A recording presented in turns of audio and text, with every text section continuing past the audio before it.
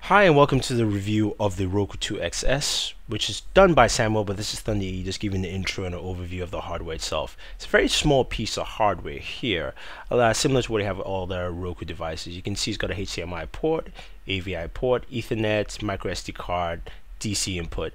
Doesn't have any inbuilt storage, but it is also a wireless device, so basically you can connect to your Wi-Fi network. The remote control has your standard controls and also has some play controls because this has some motion capabilities, which Sam will get into. This is Sam again with the Roku XS. That's the Roku XS. Now I'm just going to walk through a few of these things with you. I'm going to walk through a few of the devices, little nuances here. We're going to go to the settings.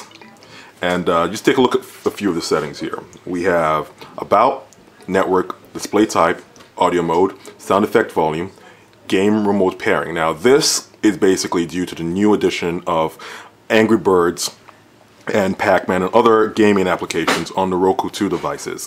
I think what's really amazing about the Roku 2 devices is the fact that it now has this remote slash keyboard, this remote slash, I guess, gaming controller that's kind of acts as a Wiimote. It's a motion control device that I guess enables you to play games on the Roku XS. You know, you have the screensaver settings, your time zone and clock, your software update, and your factory reset. These are all most of these are normal settings that you would see in the regular Roku, but the gaming remote pairing again is the new addition in here.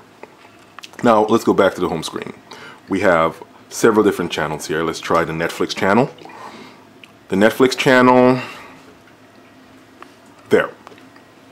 It's pretty responsive, pretty quick, especially when you factor in that this is on a Wi-Fi network. It's streaming on Wi-Fi. You can see it's pretty smooth here. Your transition from of your options here, pretty smooth. Now let's play a video here. I'll try this video. This is not a bad movie. I actually enjoyed this. Part of my queue. There. Play. Retrieving data.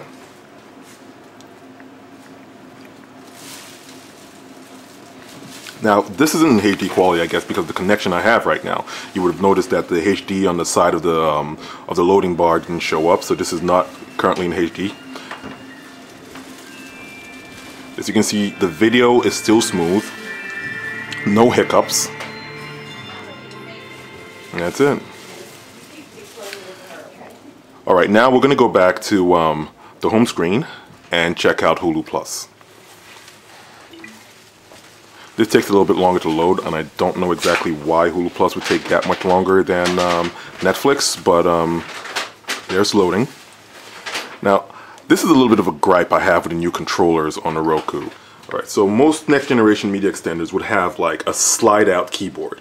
When I say next generation media extenders, I'm talking mostly about your your Logitech Review or your TiVos, which now have slide out I'll call those QWERTY keyboards that you can actually type your search terms into. Over here you have to hit search, and now you have to basically select each letter. Let's try to get this in there. Select each letter and now type exactly what you're looking for, which I wouldn't say is the biggest inconvenience, but it is an aspect of the device that I would hope would have been updated on on a second generation device.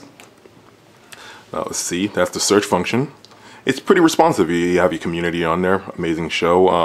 Have Childish Gambino on the screen there. Oh, the cartoon.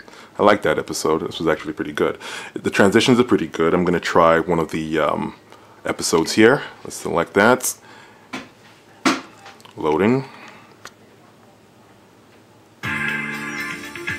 Once again, pretty smooth video playback. And we'll just take a look at one of the ads before we actually the following program move back. Is brought to you with limited commercial interruption by Verizon.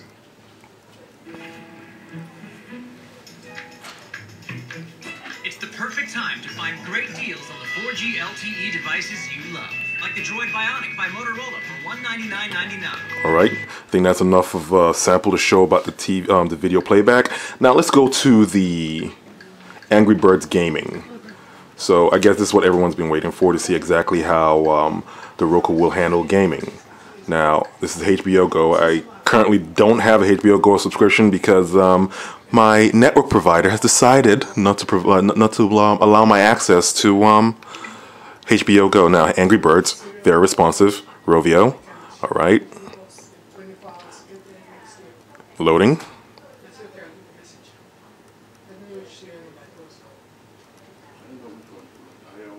Okay.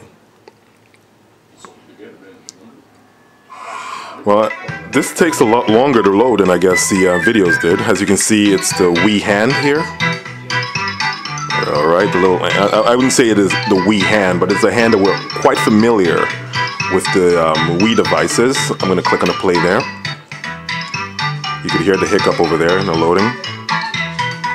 All right, we'll try one of these. I'll have you know that my nephews are the only ones that are actually good at these. So.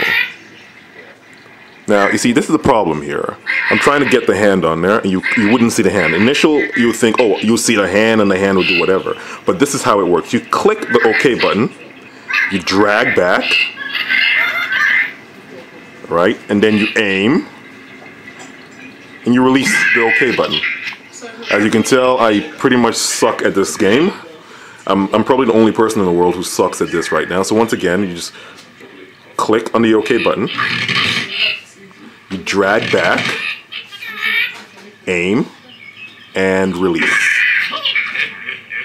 So it's a pretty good way of interacting with your games. This the new device they have, or should I say the new remote they have, is a pretty innovative way of interacting with the games. I've tried it on Pac-Man as well, and that was actually pretty good. Using the up, down, left, and right, the D-pad actually, the D-pad buttons to control your character. Now, go back to the home screen. And I guess this is the last thing I'll be showing on here, which is just Roku's list of channels. They tout 350 plus channels currently, and I'll just show you a few of these selections they have here. Now, once again, you can always go back to the article and take a look at the link provided for the channels to actually see exactly what channels are on the Roku and how that might actually influence your decision on if to get a Roku or not. So now let's start over on the featured. These are featured channels, weather channels, a little AOL HD, basically Angry Birds Rio. You have your Netflix, your Amazon, Pandora, Hulu Plus, your top-rated channels, top paid. It's just a familiar breakdown of channels, movie and TV, gaming, and that's your Pac-Man over here. Probably be easier if I had gone the other way, but there you go, Pac-Man. You have your USB media player, music, Pandora, and I was actually kind of hoping that for this new device they might have put a little bit of Spotify on there, put like the Spotify channel on there, but apparently they haven't actually integrated that as yet, or maybe no one has actually generated a channel for that yet. You have your news and weather, NBC News, Fox News, kind of pretty what you would come to expect from any internet enabled device that can actually stream video. They would have a lot of these channels that you currently see here, but what Roku really excels at is providing channels like Facebook and also international channels. You have channels like the Bollywood channels where you can actually watch Bollywood movies. If you have a subscription, for my African friends out there, there's actually the African Info Media, which is more of an African news channel on politics and business. So Roku does have a lot of selling points, but as always, it's always nice to basically take a look at the device, go online, look at the channels they do have available, and actually use that as a source of making your decision. Right now, I'm pretty happy with the device. I haven't had one problem with the device so far. The streaming, as you've seen, is pretty responsive, and the sound and video quality are, I would say, are on par with any other internet streaming box out there. This has been a review of the Roku XS by Sam.